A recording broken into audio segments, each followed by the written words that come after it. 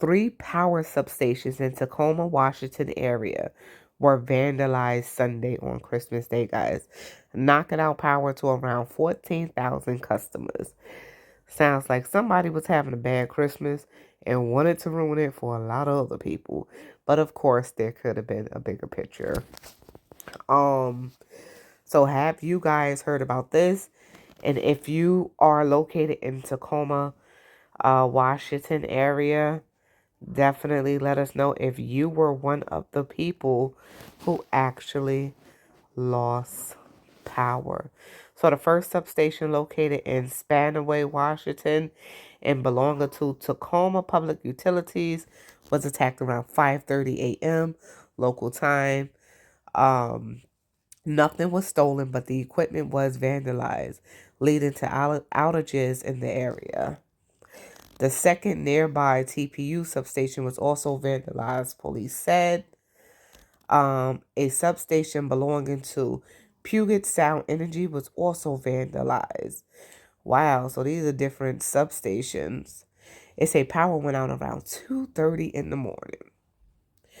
Wow, the police wasn't notified until 11:30.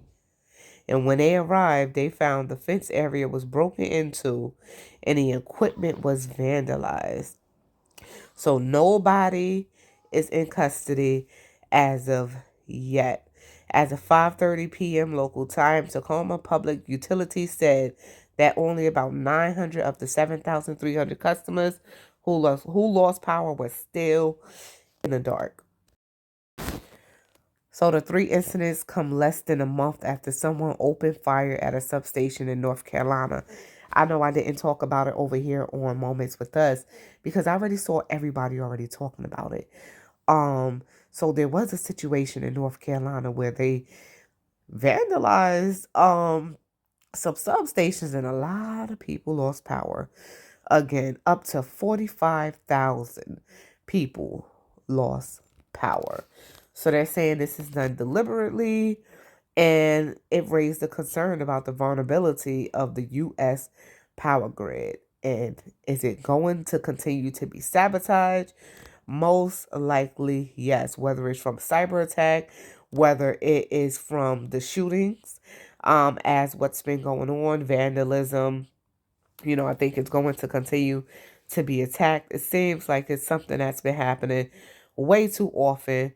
One is enough. It happens the second time, as you guys see. That means it's too often. It's something that's trending, and people are out to attack these power grids. What's the reason? Leave your thoughts now in the comments. We're going to go ahead and play this video. If you're new here, please go ahead and subscribe if you like this kind of content. And if you've been here before, thank you for coming back. Hopefully you all enjoyed your holiday. And for those who was affected, not even by this here, these power substations, going down, the weekend temperatures were horrible. So to add on to the problem, people are sick. People are really, really, really sick. So I'm going to leave this exactly where it's at. Of course, the link will be in the description box below. I'm actually going to play the whole video out for you guys, just in case you don't want to go back and, listen to it. It'll be played over here on Moments with Us. And I hope you all enjoy. Power over the weekend in North Carolina when two substations were attacked. Now have the lights back on. Gunfire damaged the facilities. More than 45,000 Duke Energy customers were in the dark, and schools were closed all week in Moore County. Officials say the substations were intentionally targeted, and the FBI is assisting in the investigation. The FBI is also investigating a separate incident in South Carolina. Authorities say someone pulled up to a Duke Energy facility before opening fire and driving away. There were no power outages reported. It's unclear if this was a targeted attack. For a deeper analysis on this, I'm joined by Anurag Srivastava. He is the chairperson and professor at large at Lane Department of Computer Science and Electrical Engineering at West Virginia University. Anurag, so we have these two instances. They may or may not be related. Why is the energy grid so vulnerable? Well, I would say that grid is not designed for these kind of extreme events. We design it for some kind of failure and make it reliable, but not these kind of extreme events.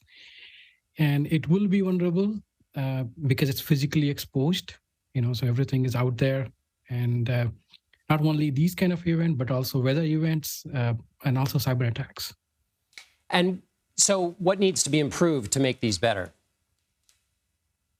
So a lot can be done, and there are some efforts already taking place as we see increase in weather events and also cyber events. So I would say that, first thing is reinforcing critical substation, and we need to identify those, which critical assets those are. Second thing, we need to put more sensors and real-time monitoring so that we can send alerts to operators, to police, and everyone who need to respond to these kind of events. Third, which is most important, is we need to change our thinking, which were initially reliability driven, to resilience driven design, training, planning, and operation. And there's a lot in this, in this statement, because the way we operate and plan our grid right now is all focused on keep supplying the power grid, assuming that few things will fail. It does not take care of these kind of extreme events. And it used to be rare. And Anurag, let me just interrupt for a moment. Is it also, in addition to making them more resilient, is it also the case that these electric facilities or these are done on a state-by-state basis? There's no uniform regime for hardening these targets? I would say yes. Yeah. So most of these investment to make it, more monitored and more reinforced is driven by each utility, and it might be multiple state by one electric grid operators. And as they go for upgrading these facilities, they in most of the cases they need to go to regulators and ask to increase the approve this cost so that they can get the bill paid by ratepayers. So it is a little bit different by state by grid operators. And finally, the most recent infrastructure bill had some money that went towards upgrading the national power grid. How much, how important and helpful will that be? This will definitely help. I mean, we are talking about biggest man-made machine ever. I mean, the electric grid. Just talking about substation, which had this attack, there are like 55,000 substations.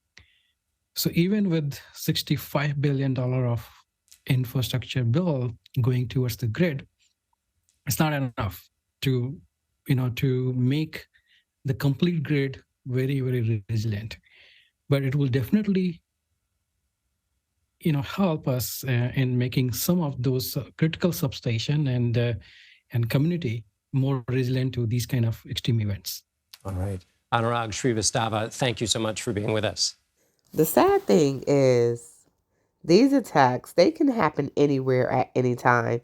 It can happen to me right now as I'm editing this video. It can happen to you right now, while you're getting prepared for bed or having your morning coffee, depending on, what time of day it is where you're located.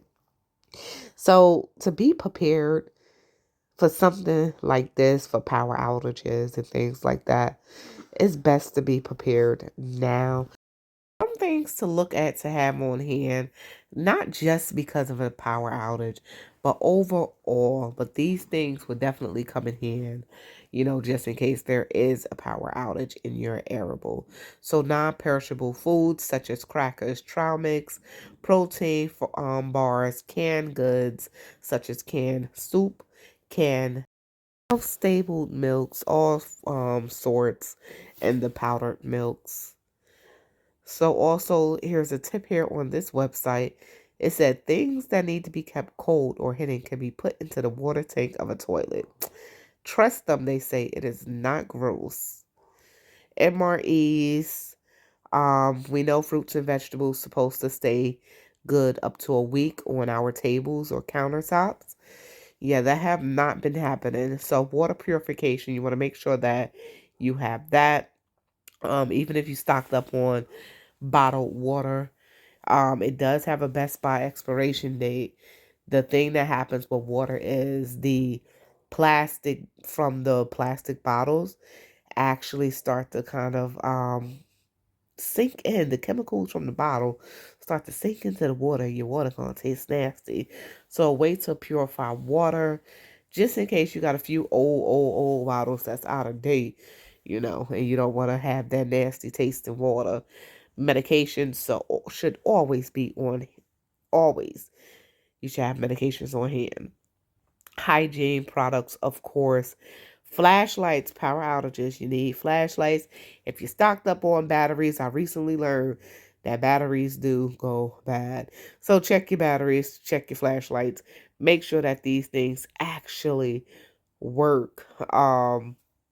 It's just a few other things here. Of course, candles, scented, unscented, whatever you can gather around your house at the time if you have not stocked up. I have a few of these on hand. This way you can still, boil you some water possibly if needed. These are the Sterno cooking fuels. You can find these at Family Dollar. I used to be able to find them at Dollar Tree. You can find them at your local grocery store.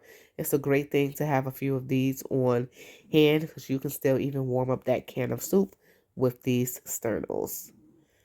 Of course, matches. Need to light your candles, matches, lighters. Um, a transit radio, of course. I don't know, duct tape. It comes in the first aid department just in case. So, of course, you need to have a first aid kit. We're not going to go through every single thing here. Sleeping bags if the power goes out more than, I guess, a few days, but of course, you'll still have your bed available. Or if you just have to camp out. And a bucket of water to flush the toilet. Not to use as a toilet unless things get extreme, it says. Books, board games, manual can opener, of course, have that. Gloves, hand and feet warmers, utility tools. Um, that's pretty much it. These are some great options. You guys have your batteries, have your flashlights, have a way to purify your water, possibly heat up your food if needed. Of course, have shelf stable food available. You just never know. So that's the end of this video here. We're gonna leave this right where it's at. I will also leave the link to this here Everplans planner inside not the description box, y'all, in a pinned comment down below. So if you want to check it out, you can definitely check it out. There's some useful information in there. So we're gonna end this here. This is Shauna, and I'm checking out for Moments with Us. You guys, my voice is still a little, yeah, I have a major cold, guys. But I will get through it because I've been through them plenty of times before, and I'm a person who do not take medication like that. So yeah, I'm gonna get through it. Okay. Thank you all. Thank you all for the Merry Christmas and Happy Holidays. Hopefully you all enjoyed as well. Now it's back in time to get on our grind. Most of everybody have went back to work today up until New Year's. So we're headed into New Year's. I keep saying we're heading into 2023. So y'all, we gonna see what it's like. I'm gonna be here documenting and recording and letting y'all know what it's like in 2023, God willing. So this is Shauna. I'm checking out for Moments with Us.